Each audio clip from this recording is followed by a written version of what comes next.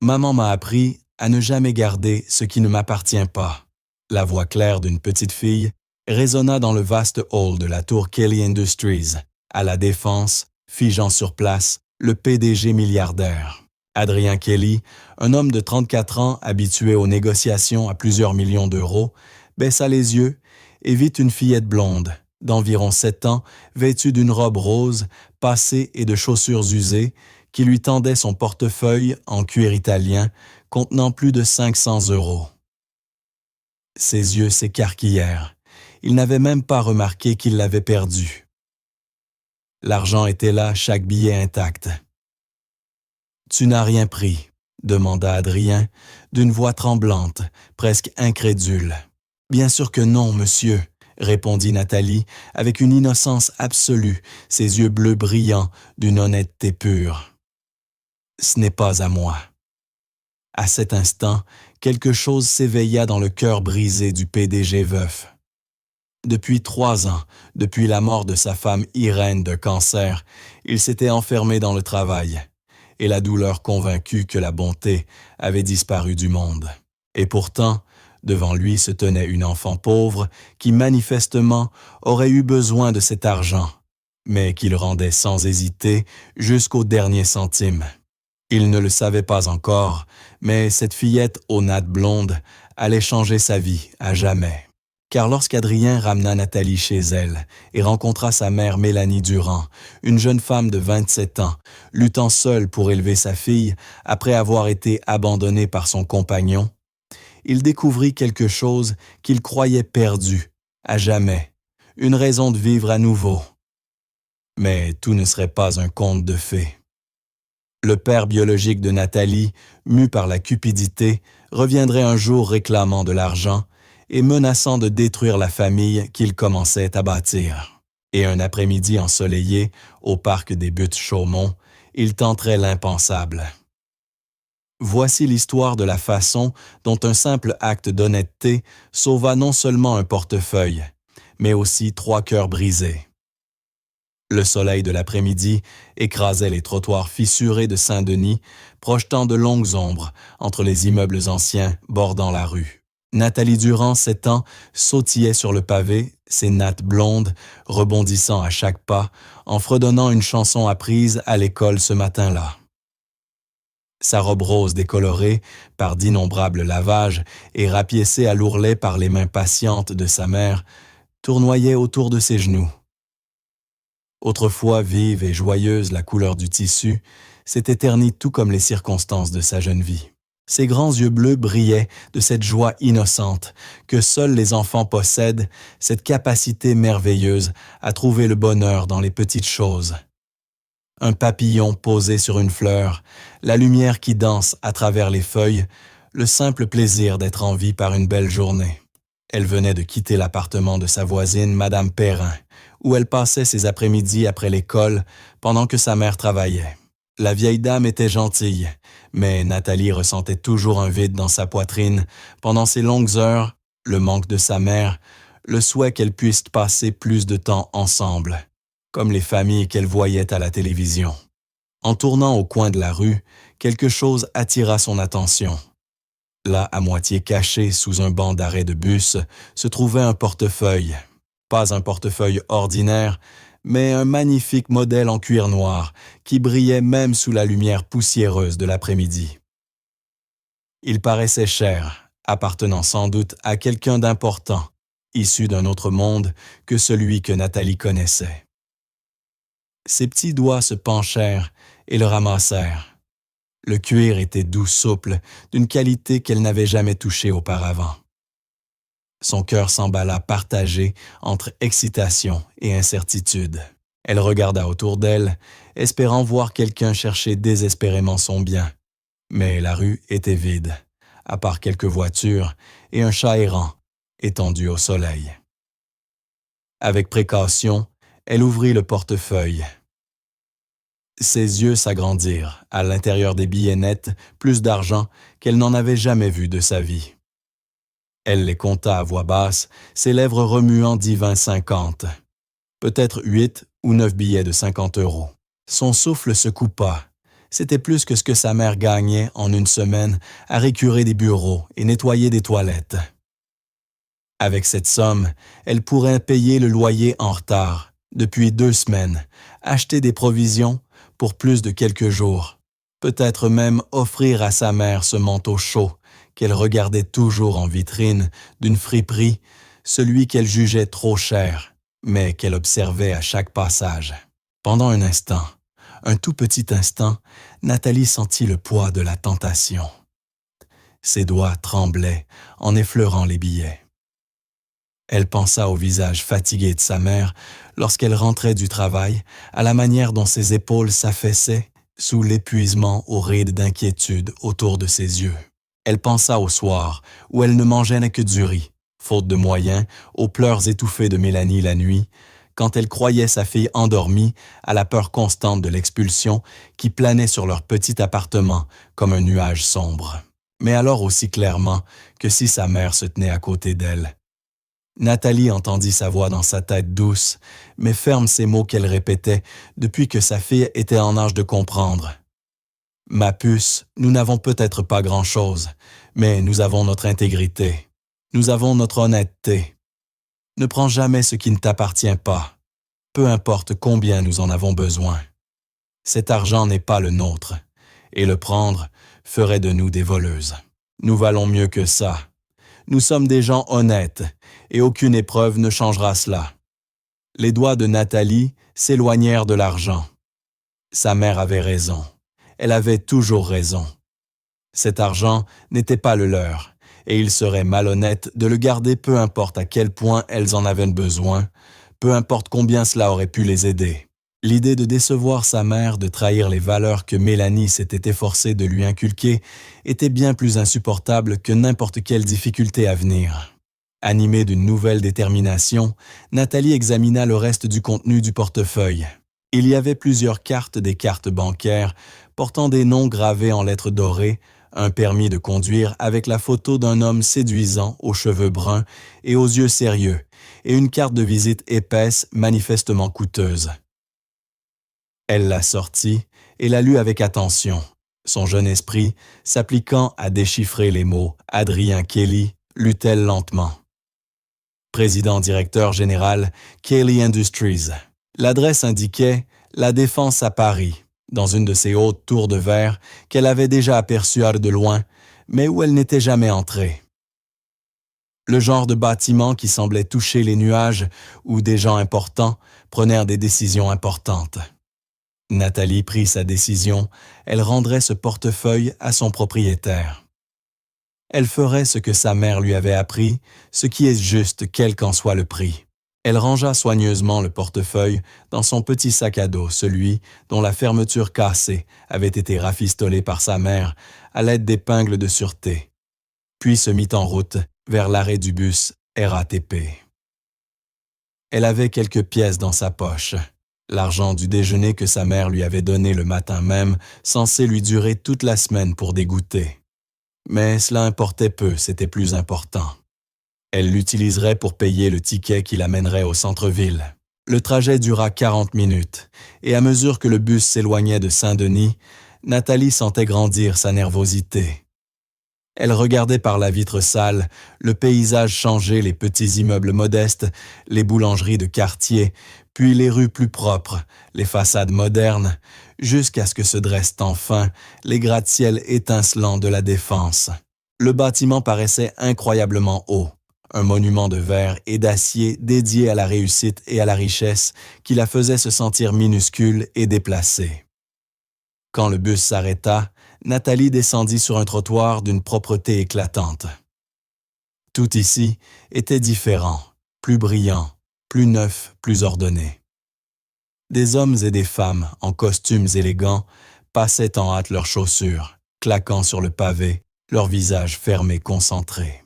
Personne ne remarquait la petite fille à la robe rose, délavée debout, avec son sac usé et ses grands yeux pleins d'émerveillement, mêlés d'appréhension. Elle leva les yeux vers la tour devant elle. La tour Kelly Industries, tout en verre réfléchissant, renvoyait le ciel bleu de Paris et les nuages blancs. L'entrée était encadrée de colonnes massives en granit. Derrière les portes tambours, elle apercevait un hall digne d'un palais. Un instant, le courage de Nathalie chancela. Peut-être devrait-elle simplement laisser le portefeuille au vigile. Peut-être qu'elle n'avait pas sa place dans un lieu pareil.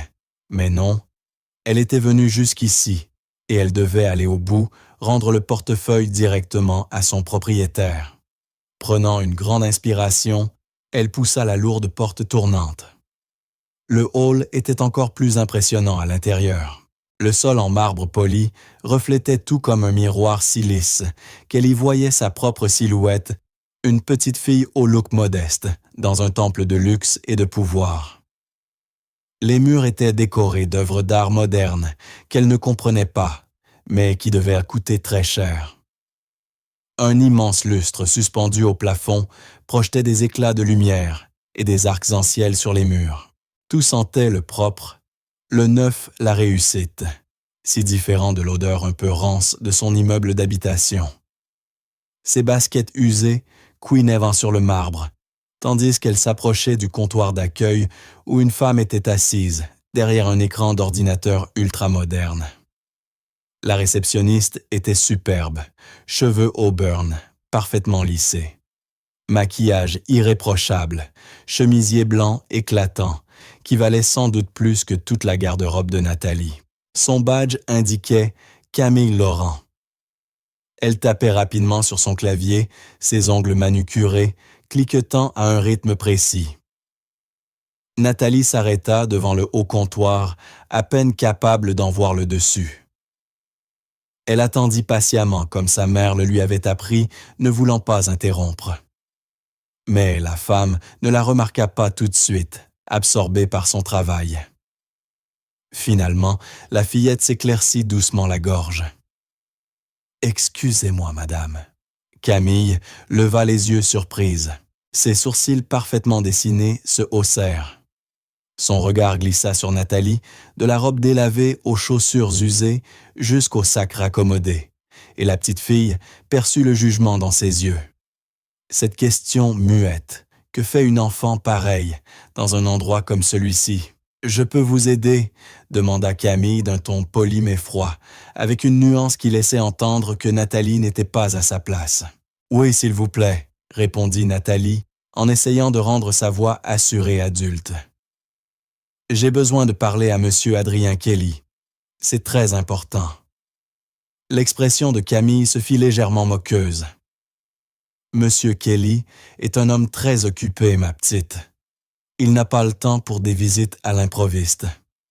Peut-être si vous me dites de quoi il s'agit, je pourrais vous orienter vers le bon service. » « C'est personnel, » insista Nathalie, serrant les bretelles de son sac. « J'ai vraiment besoin de lui parler directement. » « S'il vous plaît, c'est au sujet de quelque chose qu'il a perdu. » Quelque chose dans les yeux bleus sincères de l'enfant toucha sans doute Camille. Ou peut-être était-ce la curiosité de savoir ce que cette petite fille étrange pouvait bien vouloir au PDG. Elle soupira, prit son téléphone et composa un numéro interne. « Monsieur Kelly, pardonnez-moi de vous déranger, mais il y a une jeune fille à l'accueil qui insiste pour vous parler personnellement. Elle dit que c'est à propos de quelque chose que vous avez perdu. Oui, monsieur. Une enfant, 7 ou 8 ans déterminée, oui. Très bien, monsieur, je lui transmets. » Elle raccrocha et regarda Nathalie avec étonnement. « Il descend vous voir. Vous pouvez attendre là-bas dans le coin salon. » Nathalie s'approcha des fauteuils en cuir qui bordèrent le mur, mais ne s'assit pas. Sa robe était vieille et peut-être un peu sale. Elle ne voulait pas abîmer les meubles luxueux. Elle resta donc debout, serrant son sac, les yeux fixés sur les portes de l'ascenseur, la nervosité grandissant dans sa poitrine. Que dirait-elle? Serait-il fâché? Penserait-il qu'elle avait volé le portefeuille avant de se raviser? L'ascenseur sonna et les portes d'acier poli s'ouvrirent doucement. En sortit un homme qui ne pouvait être que Adrien Kelly. Grand, près d'1,85 m, les cheveux bruns soigneusement coupés, quelques mèches grises aux tempes. Son costume bleu marine était taillée à la perfection, épousant sa silhouette avec une élégance sans faille. Une montre Rolex scintillait à son poignet, captant les reflets du lustre au-dessus de lui, symbole discret de richesse et de goût raffiné. Il était bel homme, d'une beauté nette et professionnelle, avec une mâchoire affirmée et des yeux intelligents. Mais ce furent justement ces yeux qui frappèrent Nathalie d'un brun profond, presque noir. Ils portaient une tristesse qui contrastait étrangement avec la réussite évidente de tout ce qu'ils représentaient. C'étaient les yeux d'un homme qui avait oublié comment sourire, les yeux de quelqu'un qui avait connu trop de douleur. Même une enfant de 7 ans pouvait percevoir cette mélancolie silencieuse qui semblait l'envelopper comme une ombre. Adrien balaya le hall du regard, cherchant visiblement la personne qui l'avait fait descendre de son bureau, sans doute en s'attendant à voir un adulte. Lorsqu'il aperçut la fillette, un éclair de confusion traversa son visage. Il s'approcha lentement, ses chaussures de cuir coûteuses résonnant sur le marbre. « Bonjour, dit-il d'une voix grave et posée. « Je suis Adrien Kelly. Camille m'a dit que vous vouliez me parler. » Nathalie avala difficilement sa salive et hocha la tête. Ses mains tremblaient légèrement lorsqu'elle ouvrit son sac et en sortit le portefeuille en cuir noir. Elle le lui tendit à 2 mains, bras tendus comme une offrande. « J'ai trouvé ceci dans la rue près de chez moi, Monsieur Kelly. J'ai vu votre nom et votre adresse à l'intérieur, alors je suis venu vous le rapporter. Maman m'a toujours appris à ne jamais garder ce qui ne m'appartient pas. » Pendant un long instant, Adrien fixa le portefeuille, puis la fillette, puis à nouveau le portefeuille. Il le prit entre ses doigts, qui frôlèrent ceux de l'enfant, et l'ouvrit. Ses yeux s'écarquillèrent légèrement. Tout taillait chaque carte, chaque billet totalement intact. Il sortit les billets et les compta lentement, 540 €, exactement la somme dont il se souvenait. Pas un centime manquant. Ses mains se mirent à trembler. En 3 ans, depuis la mort d'Irène Adrien, était devenu cynique, désabusé. Il avait vu le pire de la nature humaine dans les salles de conseil d'administration, des gens prêts à mentir, tricher, trahir, pour bien moins que ce qu'il y avait dans ce portefeuille. Il avait perdu foi en la bonté, en la bienveillance, en la décence des hommes. Il s'était convaincu que l'intégrité n'était qu'un mot que l'on prononce sans y croire, que tout le monde avait un prix, que l'honneur était un concept vieilli d'un autre siècle. Et voilà qu'une enfant, une toute petite fille, aux nattes blondes, vêtue d'une robe rapiécée, se tenait devant lui, lui tendant son portefeuille, comme si c'était la chose la plus naturelle du monde. Elle n'attendait pas de récompense. Elle ne cherchait pas les compliments. Elle avait simplement fait ce qu'elle pensait juste, parce que sa mère lui avait appris à être honnête.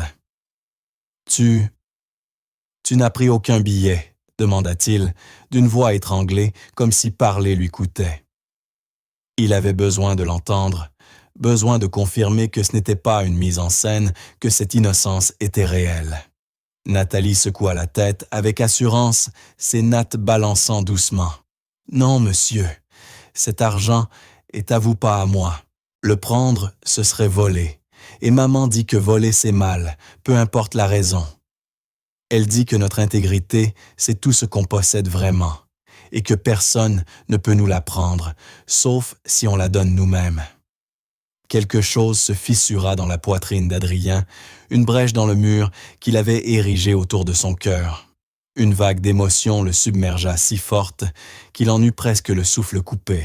Un raz-de-marée de sentiments qu'il avait refoulés depuis 3 ans.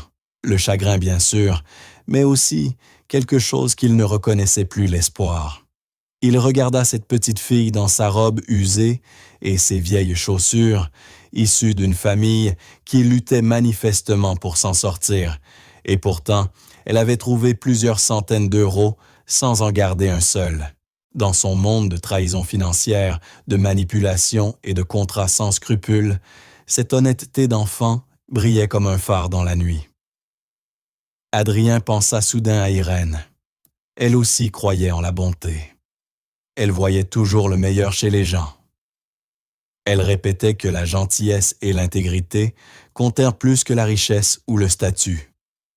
Il avait aimé cela chez elle-même si son optimisme l'exaspérait parfois. Et elle avait tant rêvé d'être mère, d'élever des enfants avec des valeurs solides, de leur enseigner à être bons dans un monde qui ne l'est pas toujours.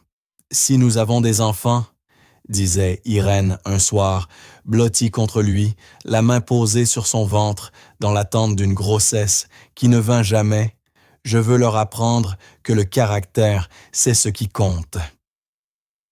Que faire? Ce qui est juste, même quand c'est difficile, c'est cela qui nous définit.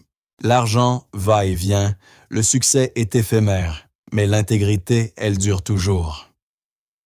En regardant Nathalie, Adrien eut l'impression de voir le rêve d'Irène prendre forme. C'était l'enfant qu'ils auraient voulu élever, la personne qu'ils auraient souhaité offrir au monde. Et même s'ils n'en avaient pas eu l'occasion, voici la preuve que des femmes comme Mélanie existèrent des mères qui choisissèrent de transmettre le caractère avant le confort, l'honnêteté avant la facilité. Sans réfléchir, Adrien s'agenouilla pour se mettre à la hauteur de la fillette. De près, il voyait toute l'innocence dans ses yeux bleus, la légère nervosité dans ses gestes, la sincérité qui émanait d'elle. Et à cet instant précis, quelque chose qu'il croyait mort depuis 3 ans se remit à battre dans son cœur. « Comment t'appelles-tu, ma chérie ?» demanda-t-il doucement. « Nathalie Durand, monsieur. J'ai 7 ans. Je vais à l'école primaire de Saint-Denis. »« Eh bien, Nathalie Durand, » répondit-il avec un sourire tremblant. « C'est sans doute le geste le plus honnête qu'on ait eu envers moi depuis des années. Peut-être même de toute ma vie. » Adrien sentit ses yeux le brûler, une sensation qu'il n'avait plus connue depuis les funérailles d'Irène. « Ta mère doit être très fière de toi. » Le visage de Nathalie s'illumina d'un sourire qui transforma toute son apparence. « Maman travaille très dur. Elle fait le ménage dans des bureaux et des maisons. Parfois, elle fait 2 ou 3 emplois dans la même journée. On ne se voit pas autant que j'aimerais, mais quand on est ensemble, elle m'apprend toujours des choses importantes. Être honnête, être gentil, et ne jamais abandonner même quand c'est difficile. Elle a l'air d'être une femme admirable, murmura Adrien avec émotion.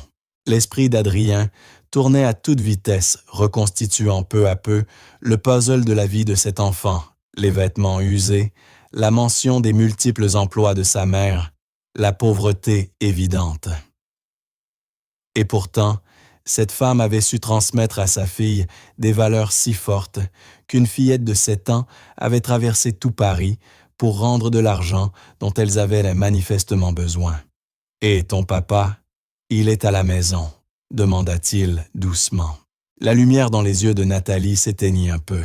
« Je n'ai pas de papa. Enfin, si quelque part peut-être, mais il est parti quand j'avais 3 ans. Maman dit que ce n'était pas un homme bien. Il n'appelle jamais, il n'écrit jamais, il n'envoie pas d'argent. Parfois j'aimerais avoir un papa comme les autres enfants à l'école, quelqu'un pour jouer avec moi, m'apprendre des choses, nous protéger. Mais maman dit qu'on est mieux sans lui, et je la crois. Elle ne m'a jamais menti. » Le cœur d'Adrien se serra douloureusement. Cet enfant si pur, si bonne abandonnée par son père, se battant aux côtés de sa mère pour survivre. Et pourtant, elle se tenait là dans son hall de verre et de marbre, rapportant un portefeuille qu'elles auraient tant eu besoin de garder. L'injustice de tout cela le frappa en plein cœur, cette absurdité du destin qui lui avait donné la richesse et la réussite, tout en lui refusant la paternité, tandis qu'une femme courageuse et sa fille méritante vivaient dans la précarité. « Nathalie, dit-il, d'une voix adoucie, je veux te raccompagner chez toi. J'aimerais rencontrer ta maman, la remercier d'avoir élevé une fille aussi incroyable. Et je voudrais te donner une récompense pour ton honnêteté. Est-ce que tu me le permets ?» Nathalie hésita. Sa mère lui avait toujours dit de ne jamais suivre un inconnu, de ne jamais monter dans une voiture avec quelqu'un qu'elle ne connaissait pas. Mais cet homme semblait différent. Ses yeux, malgré la tristesse, inspiraient confiance. Et puis, c'était le propriétaire du portefeuille, ce n'était plus vraiment un inconnu. « D'accord, répondit-elle enfin. Mais maman travaille encore. Elle ne rentrera qu'à 18 heures. Adrien consulta sa montre. Il était 16h30. « Ce n'est pas grave, dit-il avec un sourire rassurant. J'attendrai avec toi. Viens, ma voiture est au parking. » Ils descendirent ensemble jusqu'au parking souterrain de la Défense, où une Mercedes noire étincelante occupait une place réservée PDG. Nathalie n'avait jamais vu une voiture aussi luxueuse. L'intérieur sentait le cuir neuf, les sièges étaient doux comme du velours, et il y avait des boutons et des écrans partout. Adrien l'aida à boucler sa ceinture, ses gestes délicats et attentionnés, puis ils quittèrent le parking pour rejoindre la circulation parisienne. En roulant, Adrien lui posa des questions sur sa vie, son école, ses amis, ses rêves. Nathalie répondit gaiement, oubliant sa timidité. Elle lui parla de sa maîtresse préférée, Madame Anderson, qui lui donnait parfois des goûters en cachette de sa meilleure amie Emma, avec qui elle jouait aux princesses pendant la récréation. Elle lui confia qu'elle voulait devenir institutrice pour aider les enfants à apprendre. « Maman dit que l'éducation, c'est ce qu'il y a de plus important », expliqua-t-elle. Elle n'a pas pu finir le lycée parce que sa famille avait besoin qu'elle travaille, mais elle m'a fait promettre que j'irai toujours à l'école, quoi qu'il arrive. Elle m'aide pour mes devoirs tous les soirs, même quand elle est si fatiguée, qu'elle a du mal à garder les yeux ouverts. À chaque mot, l'admiration d'Adrien pour Mélanie Durand grandissait bien qu'il ne l'eût pas encore rencontrée. Élever seul un enfant comme Nathalie, travailler à plusieurs emplois, tout en trouvant la force d'enseigner la droiture, la bonté et le courage, cela demandait une force rare, une noblesse d'âme qu'il n'avait pas vue depuis longtemps. Ils arrivèrent dans le quartier populaire de Saint-Denis, et Adrien ne put s'empêcher de remarquer le contraste saisissant avec le monde qu'il connaissait. Les immeubles étaient modestes parfois, délabrés, les façades craquelées, les fenêtres protégées de grilles. Mais il y avait de la vie, des enfants jouaient au ballon sur le trottoir, des voisins discutaient au balcon, une solidarité discrète flottait dans l'air, celle des gens qui se soutiennent parce qu'ils n'ont que ça. « C'est là ma maison », dit Nathalie, en désignant un petit immeuble jaune pâle à la façade vieillie. L'entrée était étroite, mais propre, décorée de quelques fleurs en pot. L'endroit avait vu des jours meilleurs, mais on sentait qu'il était entretenu avec soin. Lorsqu'ils se garèrent devant Adrien, entendit un son qui lui serra la poitrine, des sanglots étouffés, des pleurs profonds qui résonnaient derrière les murs minces. Nathalie pâlit aussitôt. « Maman !» Elle courut vers la porte, cherchant ses clés d'une main tremblante avant de la déverrouiller. Adrien la suivit son instinct, lui criant qu'il se passait quelque chose de grave. L'appartement était petit, mais d'une propreté irréprochable. Les meubles dépareillés et anciens témoignaient d'un usage soigné. Des dessins d'enfants colorés et pleins de vie couvraient les murs ternes. À gauche, une minuscule cuisine.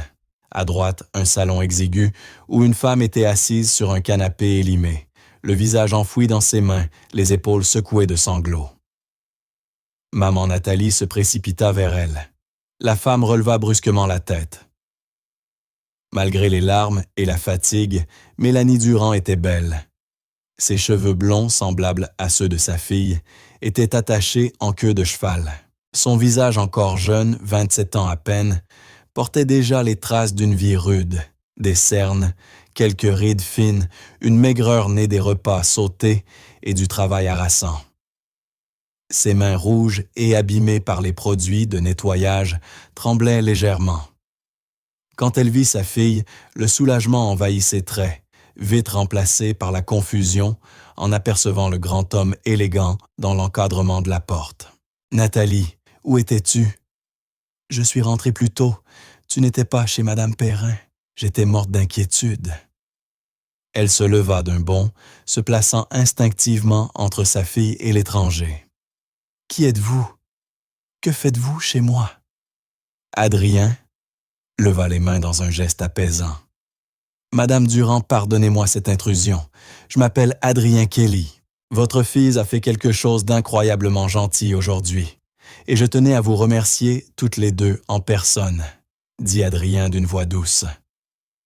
La confusion de Mélanie s'accentua, mais avant qu'elle ne puisse répondre, Nathalie prit la parole, les mots se bousculant dans sa bouche.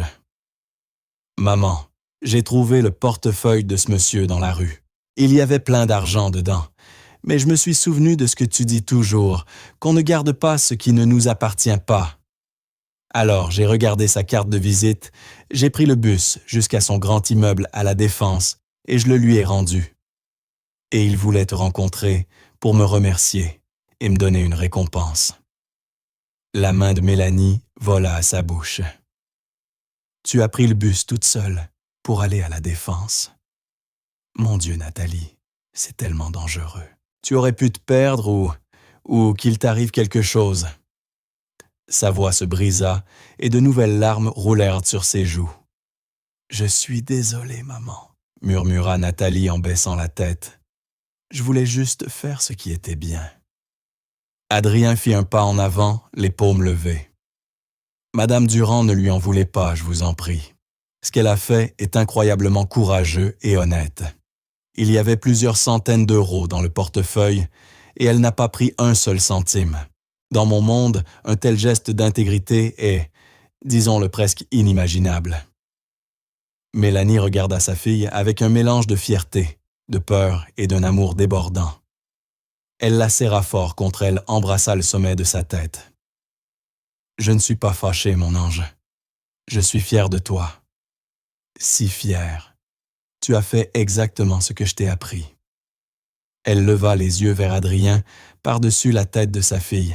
« Je suis désolé, monsieur Kelly. Merci de l'avoir ramenée saine et sauve. Comme vous pouvez le voir, la journée a été difficile. Je n'étais plus très lucide. »« Que s'est-il passé? » demanda Adrien avec douceur. « Si je puis me permettre. » Le visage de Mélanie se décomposa à nouveau. Elle guida Nathalie jusqu'au canapé et s'assit près d'elle, la serrant contre son épaule. « J'ai perdu mon emploi aujourd'hui, » dit-elle d'une voix brisée. « La famille pour qui je faisais le ménage 3 jours par semaine déménage à Lyon. Ils me l'ont annoncé ce matin.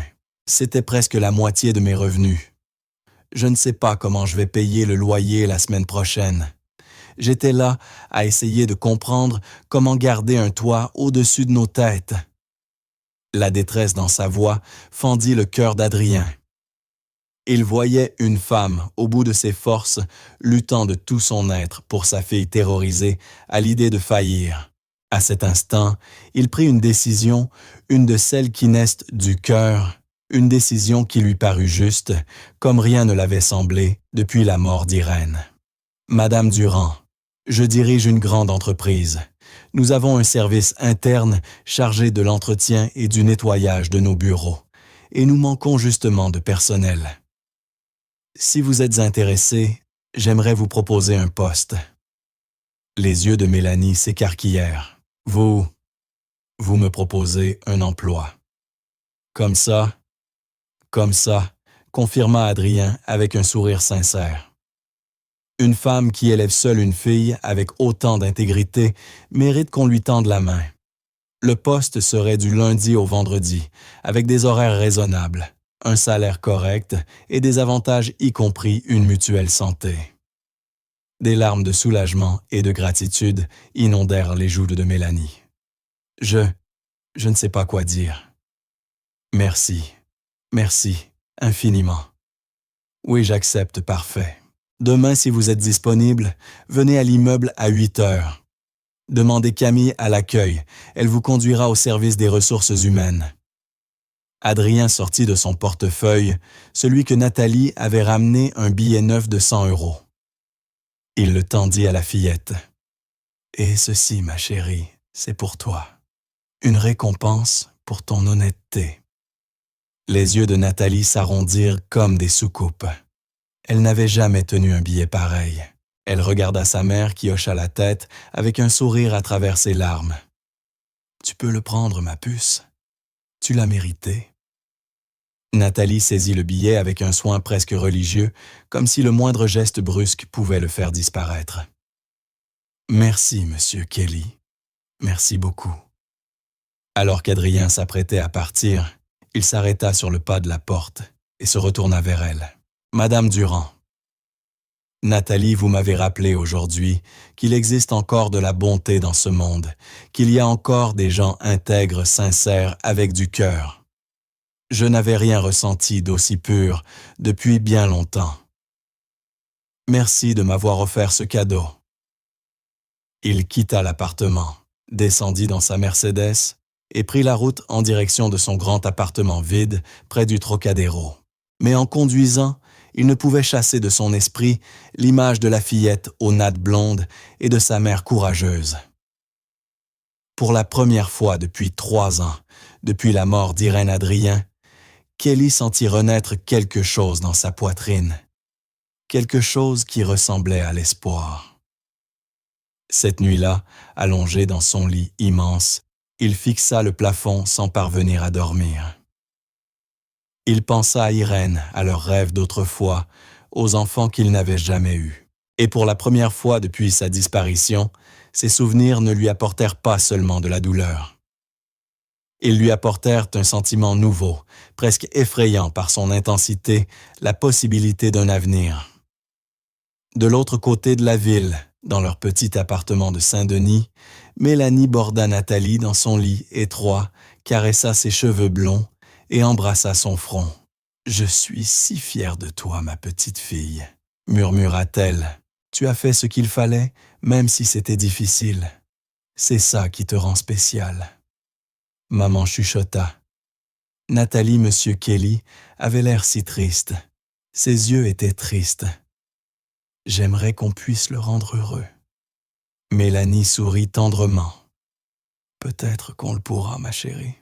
Peut-être bien qu'on le pourra. » Et tandis que mère et fille s'endormaient, aucune des deux n'imaginait à quel point leur vie allait changer, comment un simple acte d'honnêteté allait se transformer en une histoire d'amour, capable de guérir des blessures enfouies et de créer une famille, là où personne ne s'y attendait. Le lendemain matin, Mélanie se tenait devant son petit placard, cherchant quoi porter pour son premier jour de travail. Elle choisit son plus beau pantalon noir et un chemisier bleu qu'elle repassa soigneusement avec son vieux fer. Nathalie, assise sur le lit, la regardait se préparer les yeux brillants d'excitation. « Tu es magnifique, maman, dit-elle avec sincérité. » Mélanie lui sourit dans le miroir. « Merci, ma puce. Sois sage chez Madame Perrin aujourd'hui. »« D'accord, je viendrai te chercher, juste après l'école, » dit Mélanie en embrassant Nathalie sur le front. Le trajet en bus vers la Défense parut bien différent ce matin-là. En regardant les immeubles changer, les rues devenir plus modernes et plus impersonnelles, Mélanie sentit l'anxiété la gagner. Et si je n'étais pas à la hauteur, et s'il se rendait compte que je n'ai qu'un niveau de 3e? Et si M. Kelly regrettait sa proposition, faite sur un coup de cœur? Mais à son arrivée, à Kelly Industries, lorsqu'elle donna son nom à l'accueil, Camille, la réceptionniste, l'accueillit avec un sourire professionnel et la conduisit au service des ressources humaines. En moins de 2 heures, elle avait rempli les papiers nécessaires, reçu son uniforme, un ensemble confortable de polo et pantalons aux couleurs de l'entreprise, et visité les locaux dont elle aurait la charge. Sa supérieure, une femme chaleureuse nommée Patricia Morel, lui expliqua ses tâches et lui montra les placards d'entretien et le matériel. « Vous serez principalement responsable des étages exécutifs », précisa Patricia. « C'est une demande directe de M. Kelly. C'est d'ailleurs un poste un peu plus avantageux que ceux proposés d'habitude aux nouvelles recrues. » Mélanie sentit un élan de gratitude l'envahir. Elle se mit au travail avec la rigueur et la minutie qu'il avait toujours définies. Elle nettoyait avec soin, dans les moindres détails, jusqu'à ce que tout brille. Les autres membres de l'équipe d'entretien furent aimables et accueillants, et Mélanie commença à croire que peut-être la chance était enfin en train de tourner. Durant la première semaine, elle croisa parfois Adrien Kelly dans les couloirs. Il lui adressait un léger signe de tête et elle lui répondait par un sourire sans plus. Il semblait absorbé par son travail, passant d'une réunion à l'autre, son téléphone toujours à la main, l'air concentré et grave. Mais Mélanie remarqua quelque chose dans son regard, lorsqu'il croisait le sien, une douceur qu'il n'avait avec personne d'autre. Adrien, lui, se surprenait à remarquer la présence de Mélanie partout où elle allait. Il connaissait son emploi du temps, savait à quelles heures elle nettoyait, quels étages, et trouvait souvent des prétextes pour se rendre à ces endroits. Il se disait qu'il voulait simplement s'assurer que sa nouvelle employée s'adaptait bien. Mais au fond, il savait que c'était plus que cela.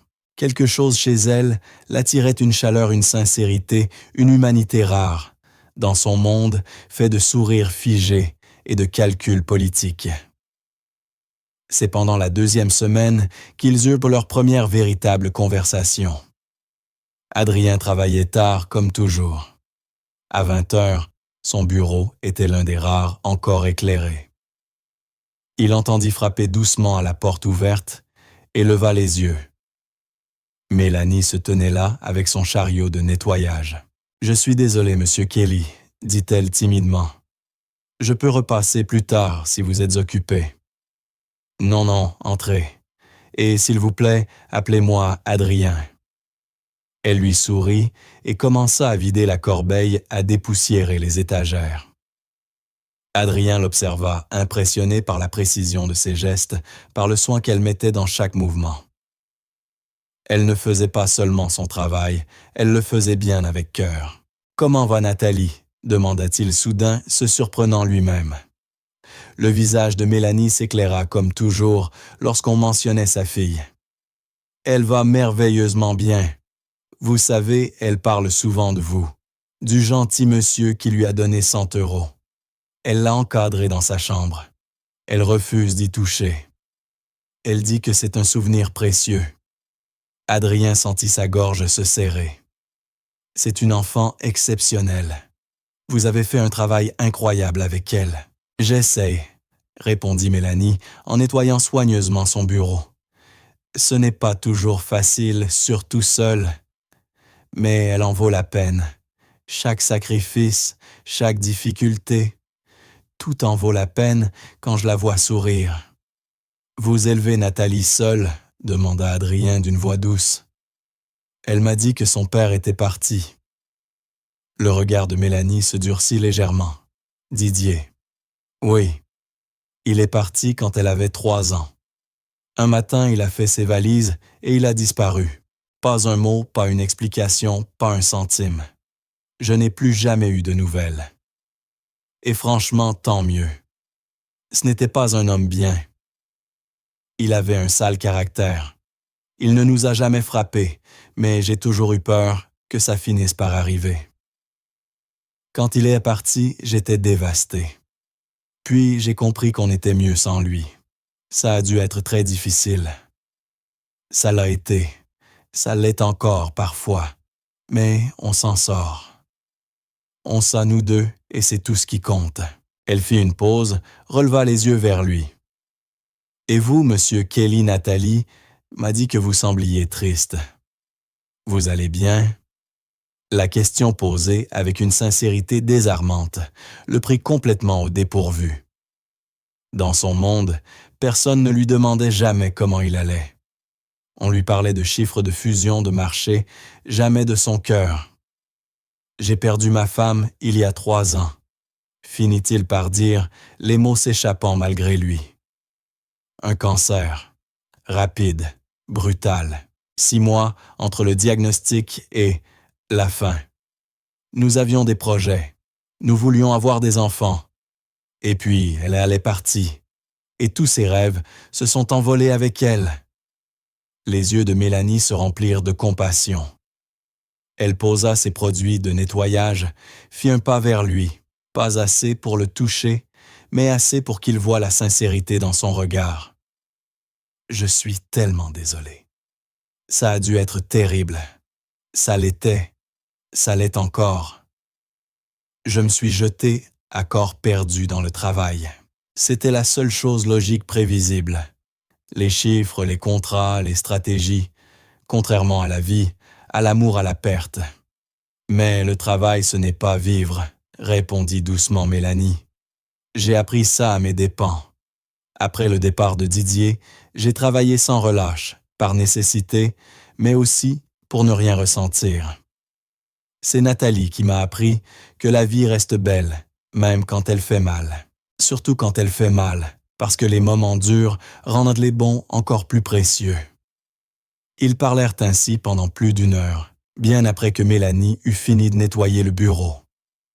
Ils parlèrent de la perte de l'amour, de la parentalité, des rêves, de la peur et de l'espoir. C'était la première véritable conversation qu'Adrien avait eue depuis des années, la première fois qu'il évoquait Irène, la première fois qu'il admettait à voix haute sa solitude. Quand Mélanie quitta enfin la pièce, poussant son chariot vers les ascenseurs, Adrien resta assis un long moment, un sourire discret aux lèvres. Un vrai sourire. La sensation lui sembla étrange, comme un muscle qu'il avait oublié comment utiliser. Au fil des semaines suivantes, ces conversations du soir devinrent une habitude. Adrien restait désormais tard au bureau, non pas parce qu'il avait encore du travail à terminer, mais parce qu'il voulait parler à Mélanie. Leurs conversations nocturnes étaient devenues un rituel. Et plus ils parlaient, plus ils découvraient qu'ils avaient en commun bien davantage que leur vie ne le laissait croire. Ils aimaient tous deux les vieux films, surtout les comédies romantiques des années 50. Ils partageaient une faiblesse coupable pour les cookies aux pépites de chocolat. Et ils croyaient profondément au pouvoir de l'éducation, cette conviction que le savoir pouvait transformer une existence. Mélanie lui parla de son rêve de reprendre ses études un jour, de passer son diplôme d'équivalence, et peut-être d'aller à l'université. Adrien lui évoqua son enfance aisée mais froide, une jeunesse entourée de luxe, mais dépourvue de chaleur. Ses parents s'intéressaient davantage à leur réputation dans les cercles mondains qu'à leur fils. Deux mondes totalement opposés. Pourtant, dans la quiétude de ces soirs suspendus, alors que les lumières de Paris scintillaient au loin derrière les vitres de son bureau, ils trouvèrent un terrain d'entente inattendu. Ce fut pendant la 4e semaine qu'Adrien rassembla assez de courage pour poser la question qui le hantait depuis plusieurs jours. Ils étaient installés dans son bureau, lui dans son fauteuil de cuir, elle assise sur le bord du bureau, chacun tenant une tasse de café, l'air détendu, comme deux personnes qui pour la première fois depuis longtemps pouvaient respirer. « Mélanie, dit-il doucement, je sais que cela peut paraître un peu direct, mais est-ce que je pourrais revoir Nathalie? Je veux dire, passer un vrai moment avec elle. C'est juste que elle est tellement spéciale. J'aimerais apprendre à mieux la connaître. » Mélanie le fixa longuement. Au fil des années, elle avait appris à lire les gens une question de survie. Elle scruta son visage, cherchant le danger, une intention cachée, un signe d'hypocrisie.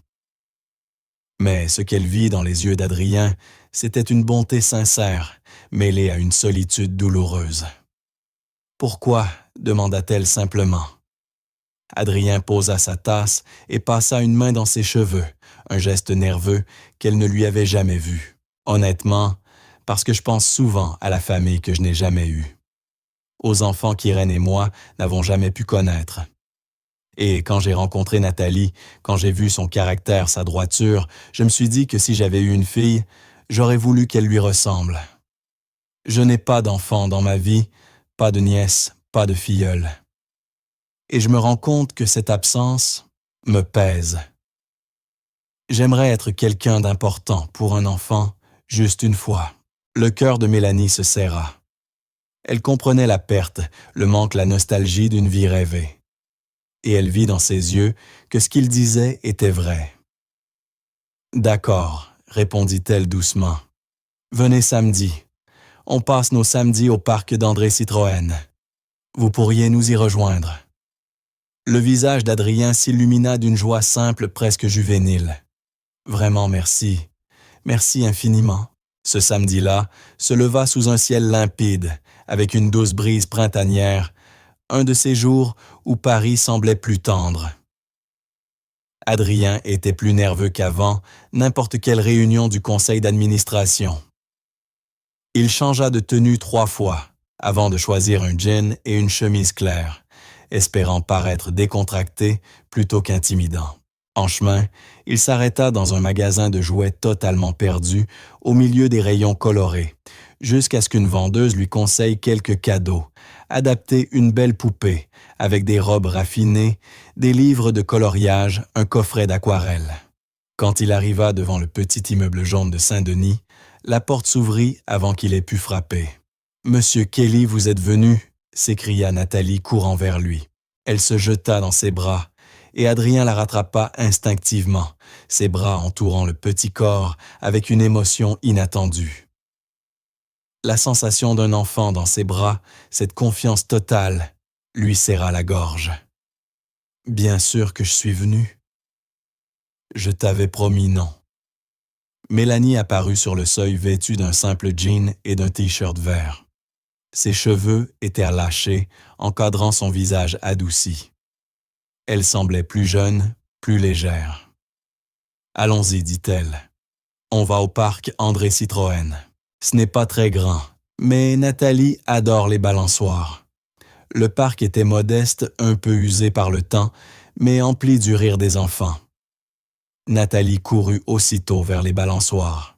« Pousse-moi, monsieur, Kelly Adrien. » S'exécuta maladroit au début. Il n'avait jamais fait ça, jamais poussé un enfant sur une balançoire, jamais eu la responsabilité du rire de quelqu'un.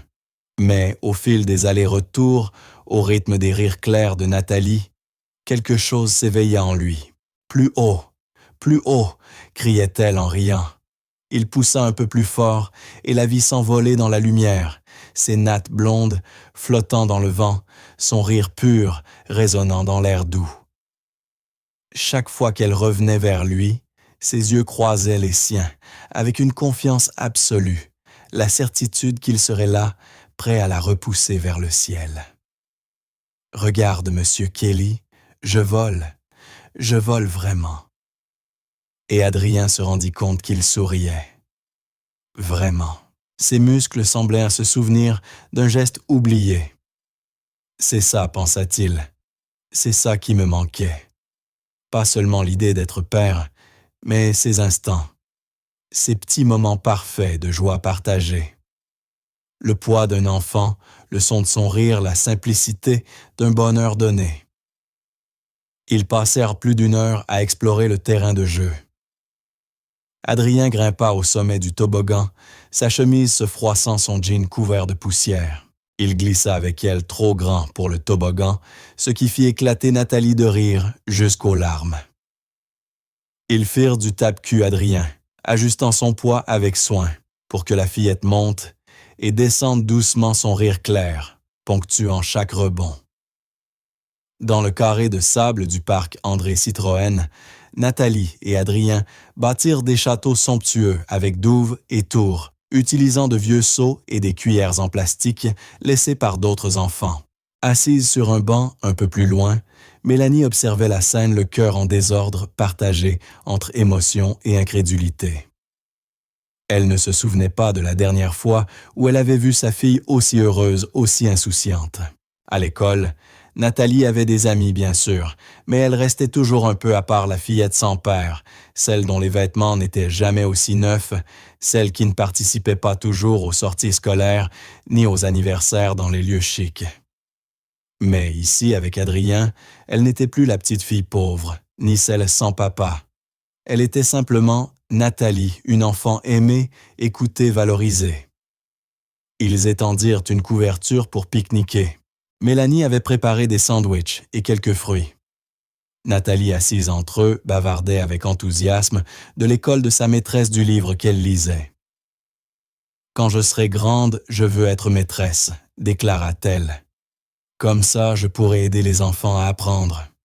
Maman dit que l'école, c'est ce qu'il y a de plus important. » « Ta maman a raison », répondit Adrien avec un sourire. « L'éducation ouvre des portes. Elle te donne le choix de ta vie. Et tu voudrais enseigner quelle matière? La lecture. J'adore lire. Les livres, ça t'emmène ailleurs. Tu peux être n'importe qui, aller n'importe où. Même quand tu restes au même endroit, les livres te font voler. Les mots de l'enfant simple, mais d'une poésie pure, touchèrent les deux adultes en plein cœur. Mélanie passa doucement la main dans les cheveux de sa fille, les yeux brillants d'amour et de fierté.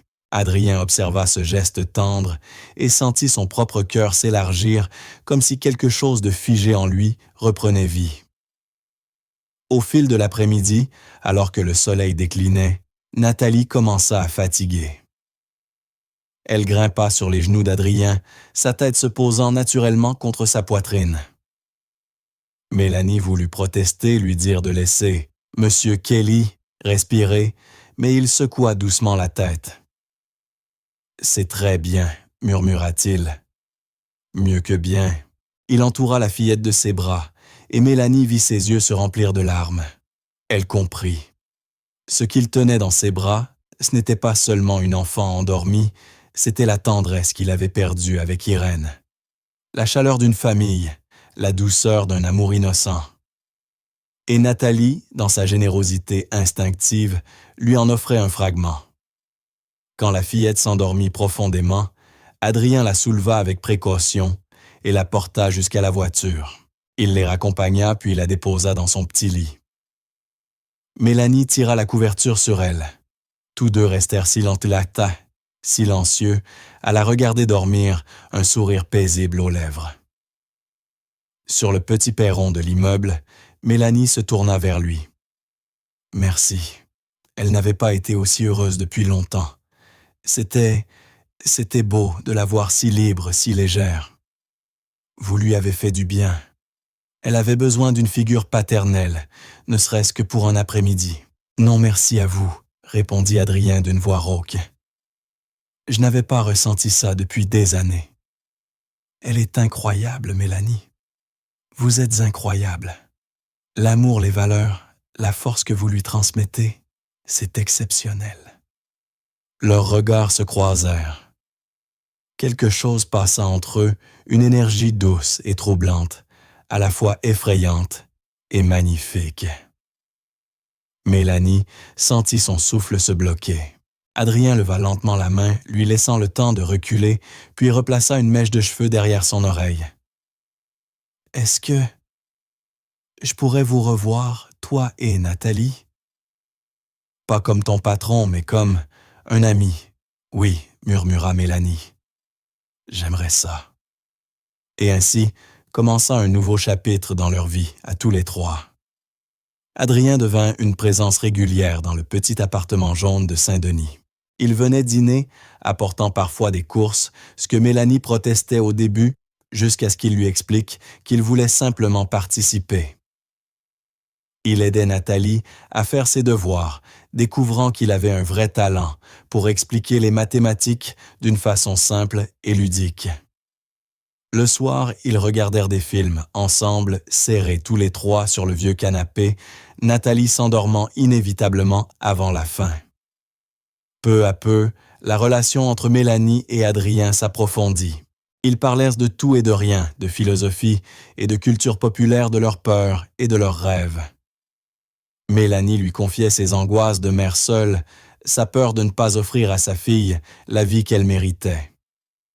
Adrien lui avouait sa culpabilité, celle d'aimer à nouveau, celle d'avoir l'impression de trahir la mémoire d'Irène en retrouvant un peu de joie. « Irène voudrait que tu sois heureux », dit un soir Mélanie, alors qu'ils étaient assis sur le balcon après le coucher de Nathalie. Toute femme qui t'a vraiment aimé voudrait te voir vivre pleinement, pas t'enterrer dans la douleur. « Comment fais-tu pour être aussi sage ?» demanda-t-il, lui prenant doucement la main. « Les épreuves t'apprennent des choses, » répondit-elle, entrelaçant ses doigts aux siens. « Elles t'apprennent ce qui compte vraiment.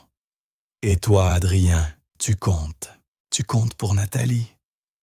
Tu comptes pour moi. » C'était la première fois qu'ils mettaient des mots sur ce lien, grandissant entre eux. Le cœur battant, Adrien serra un peu plus sa main. Tu comptes pour moi aussi, murmura-t-il. Plus que je ne l'aurais cru possible. Ils restèrent là dans le silence apaisant de la nuit parisienne, leurs doigts mêlés conscients qu'ils franchissaient une frontière invisible, celle entre la gratitude et l'amour. 2 mois après leur première sortie au parc Adrien, invita Mélanie à un vrai dîner. Il avait réservé une table dans un restaurant étoilé sur les quais de Seine, avec vue sur les lumières de la ville.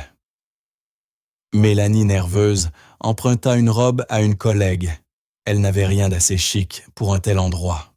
Lorsqu'Adrien arriva pour la chercher, il en eut le souffle coupé. Elle était magnifique, élégante, malgré la simplicité de sa tenue.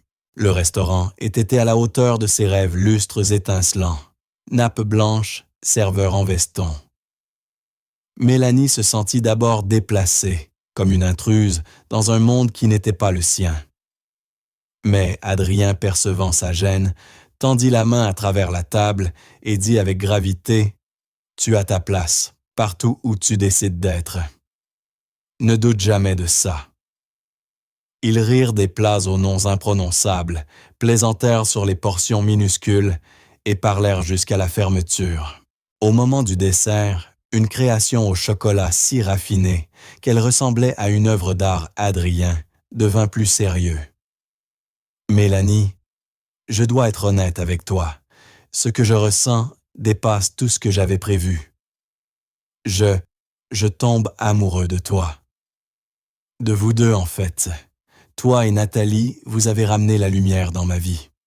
Vous m'avez rappelé ce que c'est que la joie, l'espoir. Je sais que je suis ton patron. Je sais que nos mondes sont différents, mais je ne peux plus faire semblant. » Des larmes perlèrent dans les yeux de Mélanie. « Moi aussi, » souffla-t-elle. « J'ai essayé de lutter, de me dire que c'était insensé, que tout nous séparait. Mais c'est plus fort que moi. Mais Adrien, quand tu es avec nous, quand tu regardes Nathalie, quand tu me regardes comme tu le fais maintenant, j'ai l'impression d'être enfin chez moi, comme si toutes les épreuves, toute la douleur m'avaient amené ici. À toi. Sois avec moi, dit-il d'une voix tremblante chargée d'intensité. Officiellement, sois ma compagne. Laisse-moi faire partie de ta vie et de celle de Nathalie. Laisse-moi prendre soin de vous deux. » Mélanie sourit à travers ses larmes. « Oui, je le veux. Je veux tout ça, Adrien. » Leur premier baiser eut lieu là, dans ce restaurant élégant, sous les lustres étincelants. Les serveurs détournèrent poliment les yeux. C'était un baiser doux, plein de promesses, le baiser de 2 êtres qui s'étaient retrouvés contre toute attente. 2 âmes brisées que la vie commençait à guérir. Les mois suivants furent un véritable bonheur. Adrien et Mélanie avancèrent avec prudence et respect. Au travail, ils restaient professionnels, mais tout le monde voyait bien le changement. Mélanie rayonnait. Adrien souriait davantage, plaisantait avec ses employés, paraissait plus humain, moins ce PDG distant et mélancolique qu'il avait été. Nathalie, elle débordait de joie. Elle adorait Adrien, et savoir qu'il formait désormais un couple avec sa mère lui donnait le sentiment d'avoir enfin une vraie famille. Elle l'appelait encore parfois « Monsieur Kelly », mais dans sa tête, elle commençait à l'appeler « Papa », même si elle n'osait pas encore le dire à voix haute. Adrien finit par les faire emménager dans une belle maison de ville qu'il possédait à Neuilly-sur-Seine, plus spacieuse, plus sûre, avec une excellente école pour Nathalie. Mélanie refusa, d'abord gênée par tant de générosité. « Je ne peux pas accepter Adrien, c'est beaucoup trop. » Mais il insista. « Je veux faire ça. Je veux que toi et Nathalie soyez en sécurité. Laisse-moi faire ça pour vous. » Peu à peu, leur vie trouva un rythme. Adrien allait chercher Nathalie à l'école, l'aidait à faire ses devoirs, pendant que Mélanie terminait sa journée. Le soir, ils cuisinaient ensemble, riant dans la petite cuisine lumineuse. Le week-end, ils partaient aux eaux à la mer, ou visitaient le musée des sciences. Ils construisaient une famille pas parfaite, mais réelle, née des débris de 2 passés douloureux. 4 mois après leur premier baiser, le passé frappa à la porte brutalement. Ce soir-là, Adrien et Mélanie étaient assis sur le canapé. Nathalie dormait à l'étage. Le téléphone de Mélanie sonna. Numéro inconnu. Elle hésita, puis répondit « Allô Mélanie, c'est Didier. » La voix lui glaça le sang. Elle se leva d'un bond, s'éloignant d'Adrien, le corps tendu. « Qu'est-ce que tu veux? » « J'ai entendu parler de ton nouveau mec. Un PDG riche, hein? Tu t'en sors bien, dis-moi. Comment as-tu eu mon numéro? J'ai mes moyens. Écoute, je veux voir ma fille. J'y ai droit? Tu l'as abandonnée il y a 4 ans. Tu n'as aucun droit. Si légalement j'en ai, je suis toujours son père. Et à moins que tu veuilles des ennuis, on peut trouver un arrangement financier pour compenser les années perdues. Mélanie sentit la rage monter en elle. C'est du chantage. Appelle ça comme tu veux. Disons, 50 000 € pour commencer. Et il raccrocha. Elle resta figée, le téléphone à la main tremblante. En quelques secondes, Adrien était à ses côtés. Il lui prit l'appareil, la guida jusqu'au canapé. « Qu'est-ce qu'il s'est passé? »« Qui c'était, Didier ?» murmura-t-elle. « Il sait pour nous. Il veut de l'argent. Il menace de demander la garde de Nathalie si je ne paye pas. » Le visage d'Adrien se durcit. Elle ne lui avait jamais vu cette expression. Sa voix basse et froide vibrait d'une colère contenue. « Par-dessus mon cadavre. » Adrien, c'est son père biologique. Le tribunal pourrait le soutenir. Il pourrait obtenir un droit de visite. Je ne peux pas le laisser approcher d'elle. C'est un homme dangereux. Elle ne se souvient même pas de lui. Ça la détruirait. Adrien lui prit le visage entre les mains, la forçant à croiser son regard. « Écoute-moi bien, Mélanie. J'ai des ressources. Les meilleurs avocats de France travaillent déjà pour moi. Ce type ne sait pas à qui il s'attaque. Je ne le laisserai pas vous faire du mal. Ni à toi, ni à Nathalie. Tu m'entends? Je vous protégerai de tout ce que j'ai. » Et il tint parole. Dès le lendemain, il contacta son équipe juridique. Ils montèrent un dossier complet, l'abandon les années sans pension, l'absence totale du père dans la vie de sa fille. Des détectives privés mirent au jour des dettes, des fréquentations douteuses, même quelques infractions mineures passées sous silence.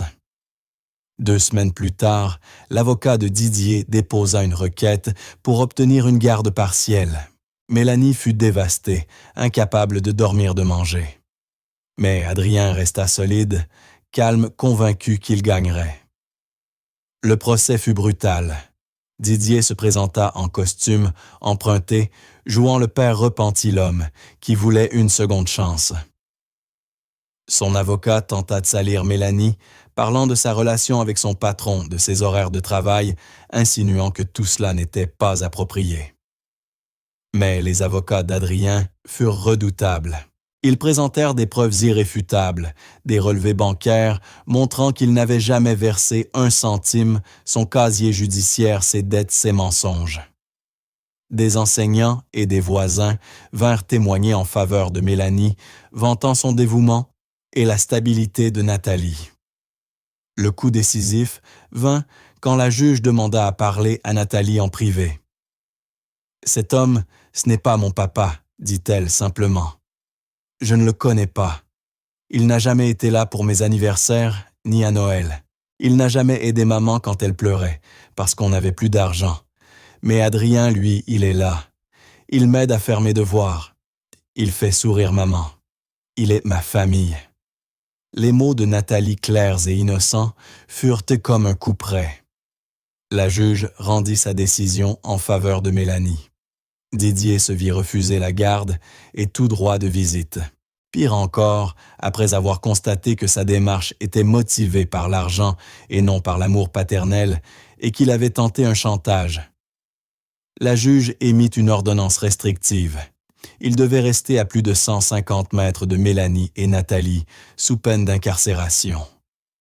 En sortant du tribunal, Mélanie s'effondra dans les bras d'Adrien, sanglotant de soulagement.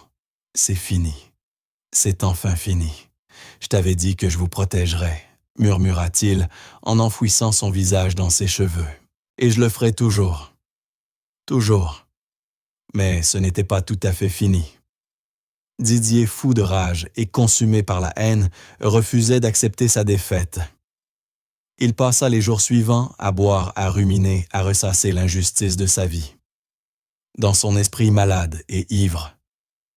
Mélanie et Nathalie lui avaient tout pris, son droit, son argent, sa fierté. Et Adrien, cet homme riche et confiant, était la cause de tout. 3 semaines plus tard, son ressentiment se transforma en une obsession meurtrière. Ce dimanche-là, le ciel était d'un bleu limpide au-dessus du parc des Buttes Chaumont. Un léger vent d'été caressait les feuilles. Adrien, Mélanie et Nathalie avaient apporté un panier pour pique-niquer à l'ombre d'un grand chêne. Nathalie dans sa robe jaune à petite marguerite et ses nouvelles baskets roses qui s'allumaient, à chaque pas courait en riant derrière les pigeons. Mélanie et Adrien marchaient main dans la main, savourant la simple beauté de cet instant de paix. Autour d'eux, des familles pique-niquaient, des joggeurs passaient, des couples âgés, jetaient des miettes de pain aux oiseaux. Tout respirait la sérénité. Ils ne virent pas la silhouette tapie derrière un tronc à une 50aine de mètres plus loin. Ils ne remarquèrent pas l'éclat métallique d'une flasque, ni le regard trouble qui suivait les mouvements de l'enfant. Didier les observait depuis des jours. Il connaissait désormais leurs habitudes, leurs promenades, leurs horaires. L'ordonnance du tribunal n'était pour lui qu'un morceau de papier sans valeur.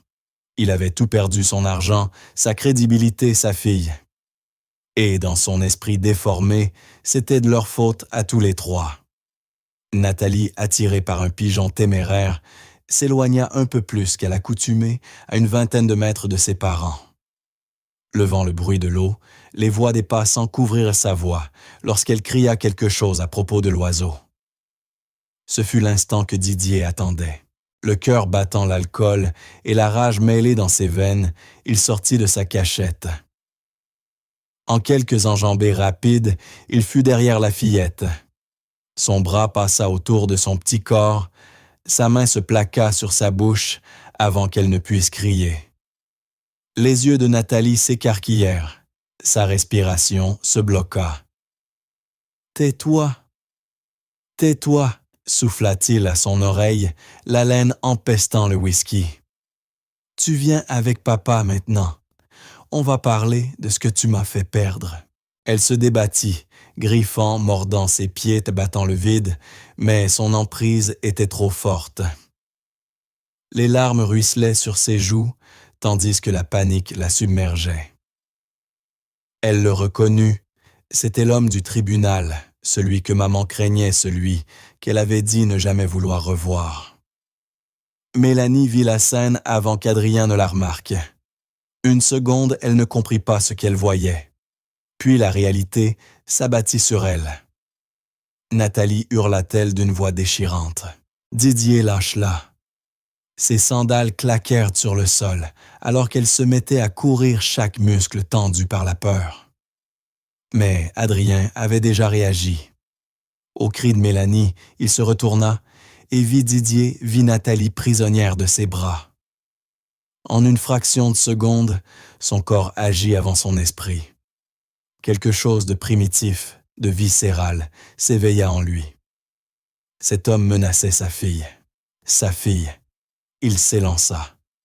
Ses longues jambes avalèrent la distance à une vitesse fulgurante. Didier, pris de panique, tenta de reculer, entraînant Nathalie vers le parking, mais il était ivre, maladroit, essoufflé. Adrien, porté par une colère pure, bondit et le percuta de plein fouet. La chute fut violente, le souffle coupé aux deux hommes. Sous le choc, Didier lâcha Nathalie qui s'enfuit en pleurant. « Cours, Nathalie !»« Va vers ta mère !» cria Adrien, sans quitter Didier des yeux. La fillette s'élança, et Mélanie la rattrapa une 20aine de mètres plus loin, tombant à genoux pour la serrer contre elle. « C'est fini, ma chérie. Tu es en sécurité. Maman est là. Maman est là. » En même temps, elle sortit son téléphone de sa main tremblante et composa le 17. Pendant ce temps, Adrien maintenait Didier au sol. L'homme hurlait, se débattait, crachait, insultait. « C'est ma fille. »« Ma fille, tu ne peux pas me l'enlever, j'ai des droits. »« Tu n'as aucun droit, » gronda Adrien entre ses dents. « Tu l'as abandonnée. Tu as violé une décision de justice. Tu viens de tenter un enlèvement. Tu vas aller en prison, sale type. » Il lui bloqua les poignets son genou, appuyé dans son dos, utilisant tout son poids pour le maîtriser. Son cœur battait à tout rompre, ses mains, tremblaient sous l'adrénaline. Mais il ne lâcha rien.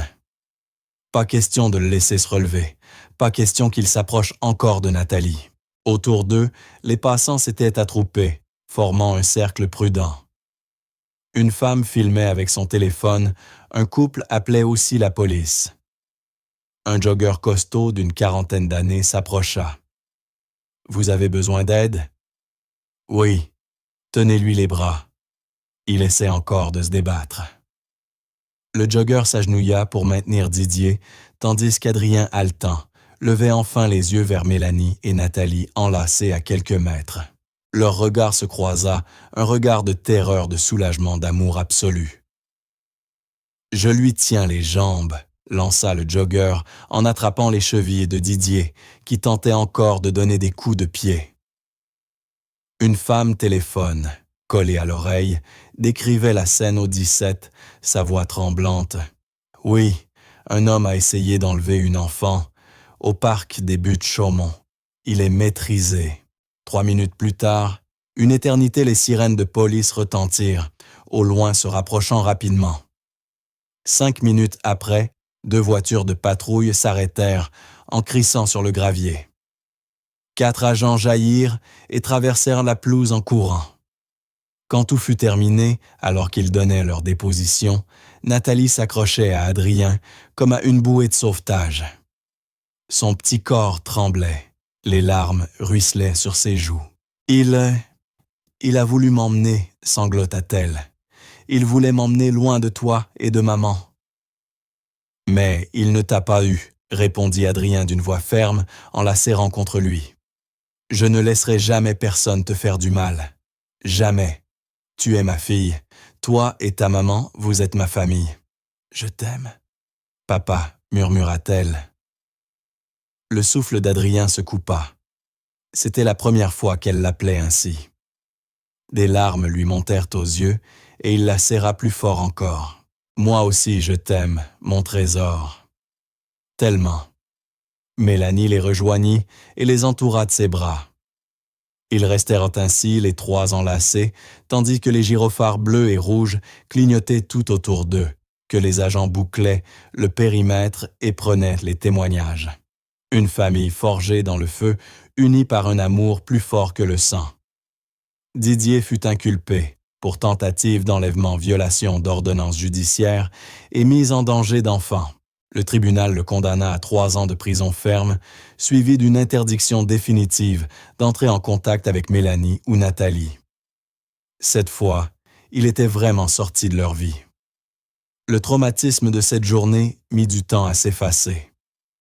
Nathalie fit des cauchemars pendant des semaines, se réveillant en pleurs, appelant sa mère ou Adrien au milieu de la nuit. Ils l'inscrivirent à des séances avec une psychologue.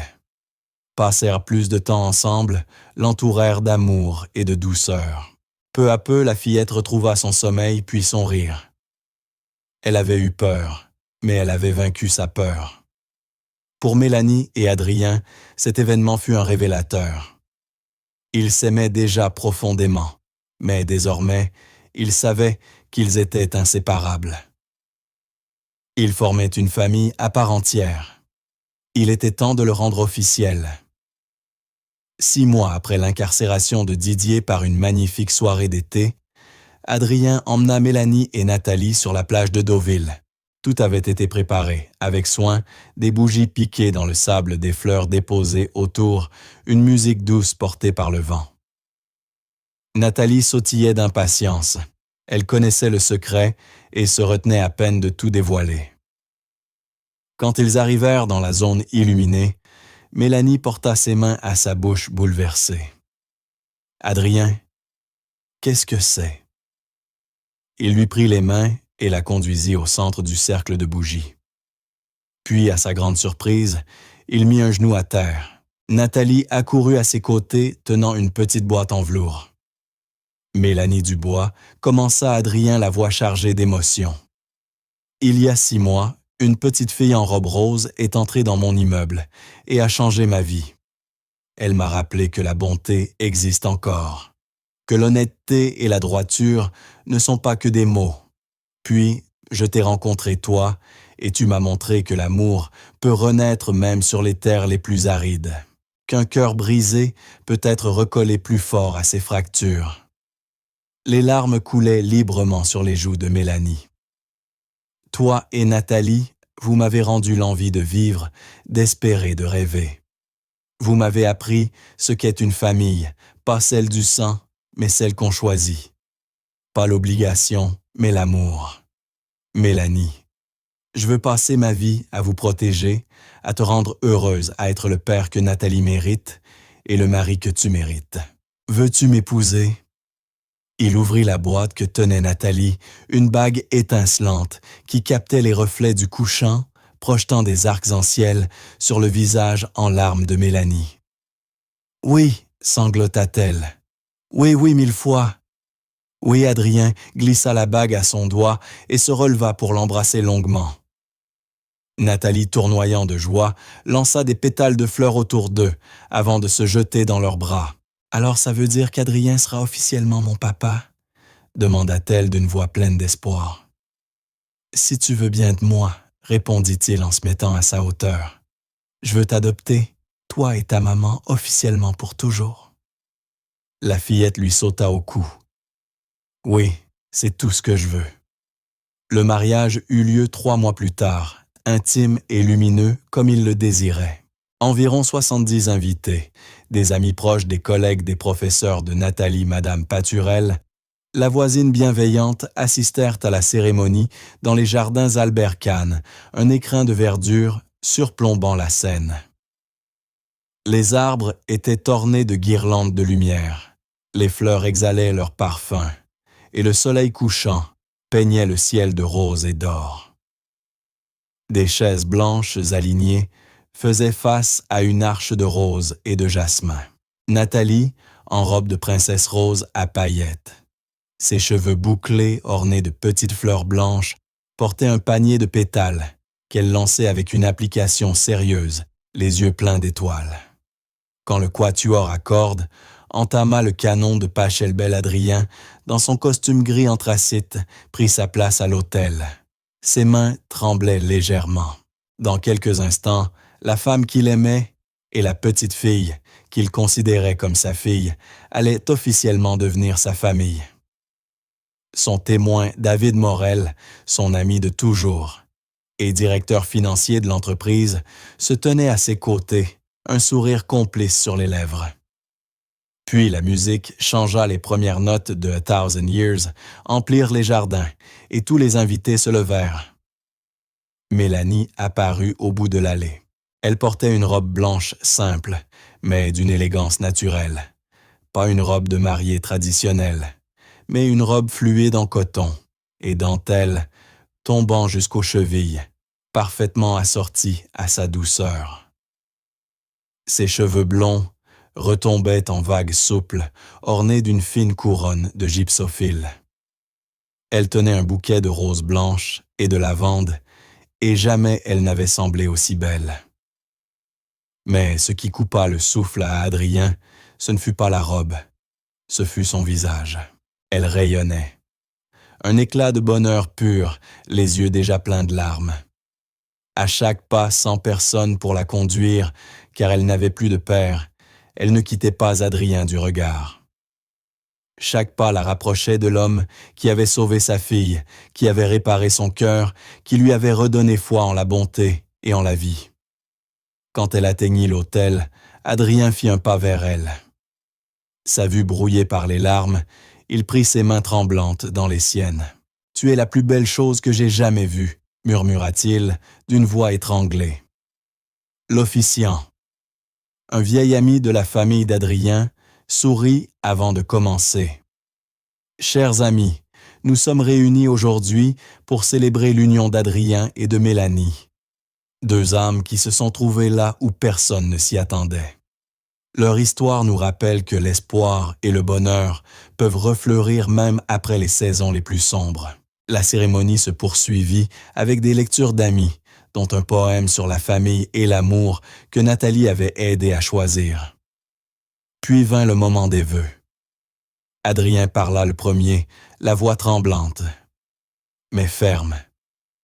Mélanie, il y a 3 ans, je pensais que ma vie était terminée. J'avais perdu ma femme, mes rêves, mon envie de vivre. Je survivais sans exister. Et puis, une petite fille aux couettes blondes et au cœur immense est entrée dans mon immeuble. Elle m'a rappelé que la bonté existe encore. Et grâce à elle, je t'ai trouvé. Tu as réveillé en moi des parts que je croyais mortes. Tu m'as appris que le cœur peut aimer à nouveau grandir, faire de la place pour de nouveaux rêves sans trahir les anciens. Tu es le soleil après la pluie, l'espoir après le chagrin, la joie après la peine. Je promets de t'aimer de tout mon être chaque jour de ma vie, d'être ton partenaire, le père de Nathalie, et l'homme digne de la confiance que tu m'as donnée. Je promets de te choisir encore et encore, dans les rires comme dans les larmes, dans les bons jours comme dans les épreuves. Toi et Nathalie êtes ma famille, ma maison, mon tout. Aujourd'hui, je ne gagne pas seulement une épouse, je gagne une fille. Et vous êtes toutes deux les plus grands cadeaux que la vie pouvait m'offrir. Mélanie pleurait à présent ouvertement. Quand ce fut son tour, elle inspira profondément, avant de parler sa voix tremblante, mais forte Adrien. J'ai passé la majeure partie de ma vie à lutter à survivre, à élever ma fille seule. J'ai cru que je devais toujours être forte, que demander de l'aide, c'était être faible, que montrer mes blessures, c'était être brisé. Puis tu es entré dans nos vies, et tu m'as appris que la vraie force, c'est d'accepter d'être aimé. D'ouvrir son cœur, même quand il a souffert. Tu m'as montré ce qu'est un vrai partenariat, quand quelqu'un choisit de marcher à tes côtés, non pas parce qu'il le doit, mais parce qu'il le veut. Tu as été un protecteur, un soutien, mais plus encore, un ami. Tu as donné à Nathalie ce que je ne pouvais lui offrir, seul l'amour d'un père. Te voir avec elle ta douceur, ta patience, ton affection. Cela remplit mon cœur à en déborder. Je promets de t'aimer dans la joie et la peine, dans la richesse et la pauvreté, dans la santé et la maladie. Je promets d'être ton refuge, ta maison, ta partenaire en toutes choses. Et je promets d'honorer la mémoire de la femme que tu as perdue, car elle a contribué à forger l'homme exceptionnel que j'aime aujourd'hui. Aujourd'hui, nous devenons une famille pour toujours. Et je suis infiniment reconnaissante que le destin t'ait conduit jusqu'à nous. Tu es ma prière, exaucé ma bénédiction inattendue, mon amour éternel. Aucune larme ne resta sèche dans le jardin. Même l'officiant dut s'interrompre un instant pour retrouver sa voix avant de poursuivre. Ils échangèrent les alliances 2 anneaux d'or sobres choisis ensemble. Adrien voulez-vous prendre Mélanie pour épouse, pour l'aimer la chérir, dans la joie comme dans l'adversité, dans la santé comme dans la maladie, jusqu'à la fin de vos jours. Je le veux, répondit-il sans détour, les yeux rivés sur elle. De tout mon cœur, je le veux. Mélanie, voulez-vous prendre Adrien pour époux, pour l'aimer, le soutenir dans la joie, comme dans l'adversité, dans la richesse, comme dans la pauvreté, jusqu'à la fin de vos jours? Je le veux, dit-elle en souriant à travers ses larmes. Absolument, je le veux. Par les pouvoirs qui me sont conférés par la République française, je vous déclare mari et femme. Adrien, vous pouvez embrasser votre épouse. Le baiser déclencha une ovation. Au dîner, Adrien leva son verre pour un toast. J'ai perdu mon chemin un temps. Quand j'ai perdu Irène, j'ai cru que mon bonheur, ma famille, mon amour étaient derrière moi. Mais une petite fille m'a rappelé que l'intégrité existe encore, que la bonté est réelle, que certains choisissent ce qui est juste, plutôt que ce qui est facile. Et j'ai rencontré une femme qui m'a montré que le cœur peut aimer sans fin, qu'on peut honorer le passé tout en embrassant l'avenir. À mon épouse Mélanie et à ma fille Nathalie, vous êtes ma seconde chance, ma plus grande bénédiction, ma maison. Je vous aime au-delà des mots. Il n'y avait pas un œil sec dans la salle. Ils emménagèrent ensuite dans la maison d'Adrien, qu'il fit entièrement rénover pour en faire un vrai foyer. Nathalie eut enfin sa chambre de rêve. Mur lavande-lit à baldaquin étagère pleine de livres. Et sur la porte, une plaque gravée. Nathalie Morel, chambre d'une fille aimée pour toujours. Mélanie et Adrien avaient construit une vie harmonieuse, un équilibre entre travail et douceur, entre soirs paisibles et week-ends d'aventure, entre moments partagés et temps personnels. L'adoption officielle de Nathalie fut l'un des plus beaux jours de leur existence. Le matin de l'audience au tribunal, la fillette enfila sa plus jolie robe et serra dans sa main une unique rose blanche. Quand le juge annonça que Nathalie Dubois devenait désormais Nathalie Morel, elle éclata en sanglots de joie. « J'ai un papa », répétait-elle en riant à travers ses larmes. « J'ai vraiment un papa. » La vie prit alors un rythme merveilleux. Adrien réduisit ses heures de travail, délégua davantage, privilégiant les repas du soir et les promenades du dimanche. Mélanie, de son côté, s'inscrivit au lycée municipal pour obtenir son diplôme équivalent au baccalauréat, puis suivit des cours de gestion. Adrien l'encourageait, l'aidait à réviser, croyant plus qu'elle encore en ses capacités. Quelques années plus tard, elle rejoignit l'entreprise en tant que responsable des programmes solidaires et d'insertion, un poste dont elle fut fière. Nathalie, elle s'épanouissait. Nouvelle école, nouveaux amis piano scout. Mais jamais elle n'oublia d'où elle venait. Elle participait à des collectes alimentaires, offrait ses anciens jouets à d'autres enfants et répétait toujours la phrase de sa mère. Il faut être honnête, être bon et garder son intégrité avant tout.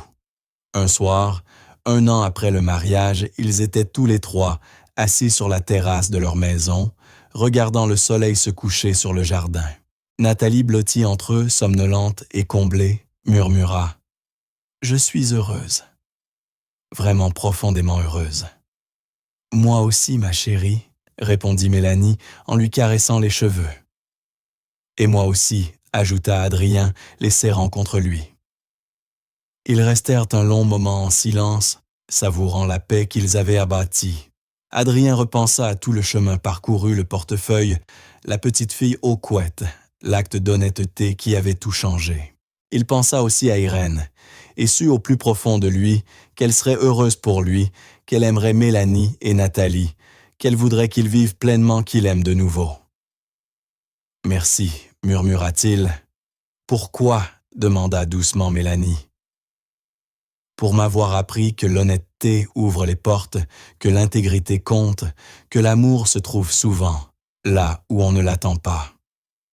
Et que la famille, ce n'est pas le sang, c'est le choix de s'aimer chaque jour. » Non, rectifia Nathalie, les yeux mi-clos. « Merci à toi de nous avoir choisis. » Toujours promis Adrien. Toujours et pour toujours. Les étoiles s'allumaient lentement au-dessus de Paris, la brise tiède faisait bruisser les platanes, et la petite famille Morel resta enlacée entière, paisible à la maison. La fillette qui jadis avait franchi la porte d'une tour de verre pour rendre un portefeuille perdu, avait rendu au monde bien plus qu'un objet. Elle avait rendu une âme perdue à la vie. Elle avait prouvé que les valeurs que l'on transmet à nos enfants comptent, que parfois les plus petits gestes d'intégrité engendrent les plus grandes récompenses, non pas la richesse, mais l'amour, la famille, l'appartenance, le foyer. Et quelque part, dans l'invisible peut-être, Irène souriait-elle, voyant que l'homme qu'elle avait aimé avait retrouvé la joie qu'il était enfin devenu le père qu'il rêvait d'être. L'amour avait triomphé comme toujours lorsque les cœurs osent aimer à nouveau. Ce n'était pas la fin de leur histoire, mais un commencement, celui d'une vie de rire de défis, surmontés ensemble, et de la paix profonde que l'on ressent quand on est exactement là où l'on doit être avec ceux que l'on aime. Maman m'a appris à ne pas garder ce qui ne m'appartient pas, avait dit Nathalie ce tout premier jour. Elle avait eu raison, mais sans le savoir, elle avait aussi enseigné au monde que les plus grands trésors sont ceux que l'on partage. La gentillesse, la droiture, l'amour. Ces choses-là nous reviennent toujours multipliées, transformées, magnifiées. C'est cela le pouvoir d'un cœur honnête.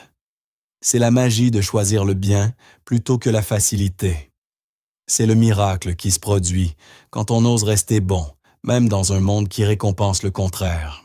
Voici leur histoire, une histoire de rédemption, de seconde chance, d'un amour qui guérit et d'une famille choisie. Et tout commença par un portefeuille, une petite fille. Et cette vérité simple, l'honnêteté, est toujours et à jamais la meilleure des politiques.